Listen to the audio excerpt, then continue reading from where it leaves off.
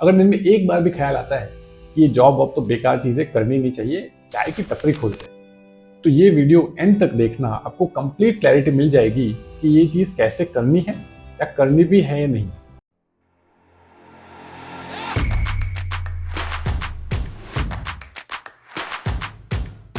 लोग अक्सर गलती कर बैठते हैं बिजनेस को एज अ कस्टमर देखने की। आपको अगर आप कस्टमर की तरह से देखोगे तो कोई भी बिजनेस इजी लगेगा। आप कहीं जा रहे हो चाय की टपरी पे या फिर कोई कैफे में, किसी रेस्टोरेंट में, तो वहाँ पे कस्टमर के पर्सपेक्टिव से देखते हो तो आपको चीज़ें बहुत सॉर्टेड लगती है, बहुत ईजी लगती है कि ये तो हो सकता है ना, कोई भी कर सकता है। बट ऐसा नहीं होता। आपको बिजनेस ओनर के पर्सपेक्टिव से सोचना पड़ेगा और वो आप अभी नहीं कर पाओगे क्योंकि आप उसमें घुसे नहीं। ज़्यादातर लोग क्या करते हैं कि फूड ट्रक बिजनेस है, मतलब फूड का कोई बिजनेस है या फिर चाय की टपरी है, इस तरह का ही सोचते हैं। ये सबसे लुक्रेटिव लगता है आजकल के टाइम में कि ये कर लेते हैं, बहुत पैसा है इसमें। बट द थिंग इज, जो पर्सन इसमें घुसा है मतलब या तो उसके बाप दादा इस इंडस्ट्री में थे या वो खुद इसमें 5-10 साल से है, मतलब उसमें पूरा घुसा है, पूरा कर रहा है, उसको पता है कि इसमें क्या चैलेंजेस है और उसने इसमें स्ट्रक्चर खड़ा किया है, तो वो इसमें कर पाएगा। आप एज अ कस्टमर देख रहे हो कि ये इजी है और फिर मैं इसमें घुसूं, तो ट्रस्ट मी, आपका बहुत टाइम जाने वाला है, बहुत पैसों का धुआं होगा और सक्सेस मिलने के चांसेस बहुत कम, क्लोज टू जीरो। अगर आपको बिजनेस करना है तो आपकी जो कोर स्किल है उसके अराउंड बिजनेस होना चाहिए। आप अगर एक सीए के पास जॉब कर रहे हो, अकाउंटेंट की, तो उसका बिजनेस करना चाहिए। आप अगर साइबर सिक्योरिटी में हो, जो उसमें जॉब कर रहे हो, तो उसका बिजनेस करना चाहिए। आप अगर एक चाय की टपरी पे काम कर रहे हो तो आपको चाय की टपरी खोलनी चाहिए। तो उसमें फ्रिक्शन बहुत कम रहता है, आपको पता है धंधा कैसे होता है और आप बहुत इजीली उसमें स्केल कर पाओगे और सक्सेस मिलेगी। तो अगर आप अपना बिजनेस शुरू करना चाह रहे हो तो ये 5 स्टेप्स को ध्यान से सुनो। पहला स्टेप है फोकस ऑन द प्रोडक्ट और सर्विस। मैं ट्रूली ये बिलीव करता हूँ कि प्रोडक्ट ऐसी होनी चाहिए कि आपने रखी और फटाफट खत्म हो, मेरे को दो मेरे को दो मेरे को दो, ऐसा हुआ और खत्म। जैसे कि एक्टिवा या फिर आईटेम, ये ऐसी प्रोडक्ट्स हैं जो इतनी अच्छी बन गई कि उसके लिए वेटिंग होता था। लाइक 6 महीने, मैंने तो 12 महीने का भी देखा है कि 12 महीने वेटिंग है, अभी बुक कराओ अगले साल ले जाओ। तो कैसी प्रोडक्ट बनाए जिसका एक साल का वेटिंग चल रहा है।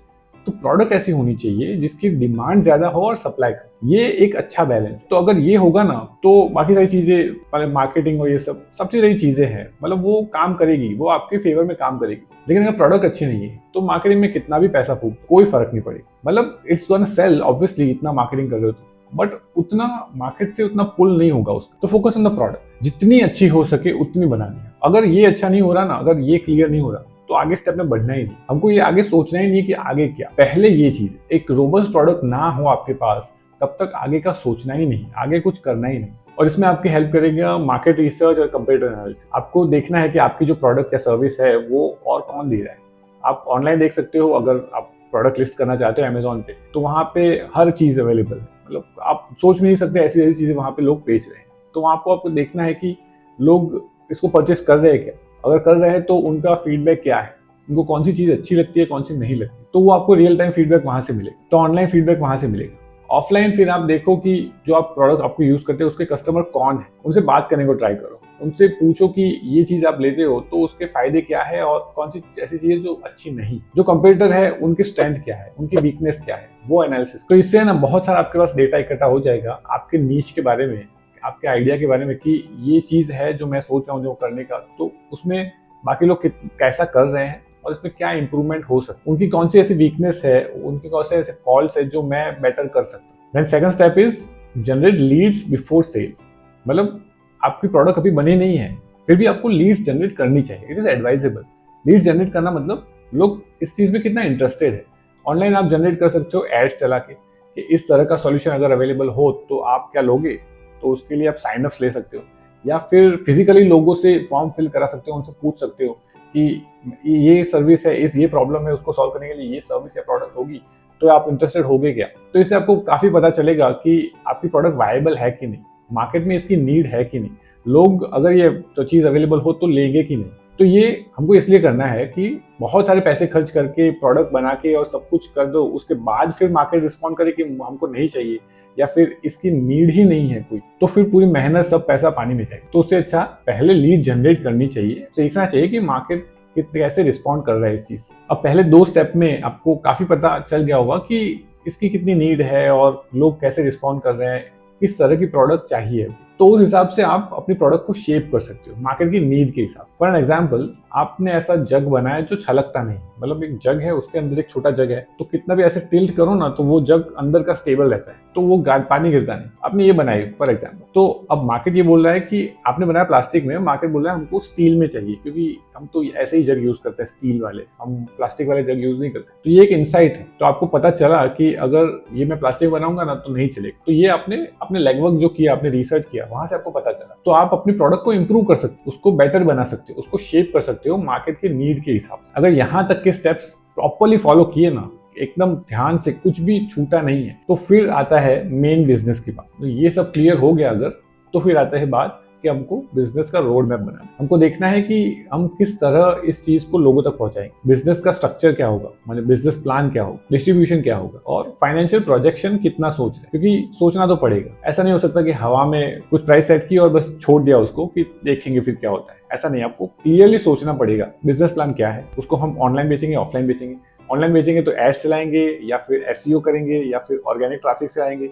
ऑफलाइन बेचेंगे तो फिर स्टोर्स पे जाएंगे या फिर डिस्ट्रीब्यूटर को पकड़ेंगे। किस तरह से होगा डिस्ट्रीब्यूशन, किस तरह से होगा, लोगों तक प्रोडक्ट कैसे पहुंचे, और फाइनेंशियल प्रोजेक्शन क्या होगा। आपको कुछ तो सोचना पड़ेगा, कुछ तो टारगेट रखना पड़ेगा। आप अपनी पूरी जिंदगी झोंक नहीं सकते एक चीज। आपको वायबल लगता है ये, लेकिन आप अभी तक गए नहीं हो मार्केट में, आपको पता नहीं है कि इस चीज को लोग कैसे देखेंगे और लेंगे भी या नहीं लेंगे। तो आपको कुछ तो टारगेट सेट करना होगा फाइनेंशियली कि इतना सेल होना चाहिए, इतना होगा तो ये चीज वायबल है मेरे लिए करने के लिए। फिर आता है लास्ट स्टेप, मार्केट में जाने का।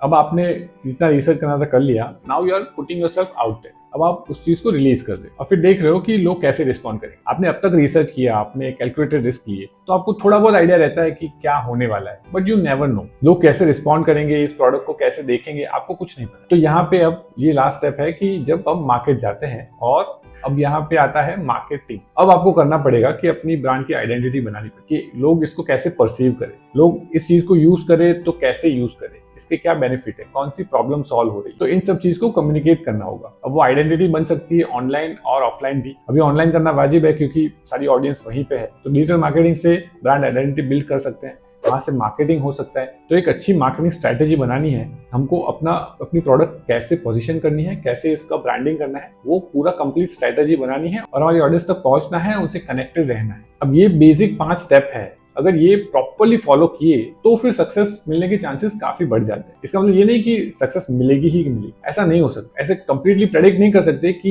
ये चीज तो मतलब हिट है एकदम और हो ही जाएगा, ऐसा नहीं हो सकता। ये एक फ्रेमवर्क है जिसको आप फॉलो कर सकते हो अपना बिजनेस स्टार्ट करने, बट इसके बाद फिर क्या होगा उसको कोई प्रेडिक्ट नहीं कर सकता। अगर आपको वीडियो हेल्पफुल लगा हो तो मुझे कमेंट करके जरूर बताइए। इसी नोट पे वीडियो एंड करते हैं। थैंक यू फॉर वॉचिंग, मिलते हैं नेक्स्ट वीडियो।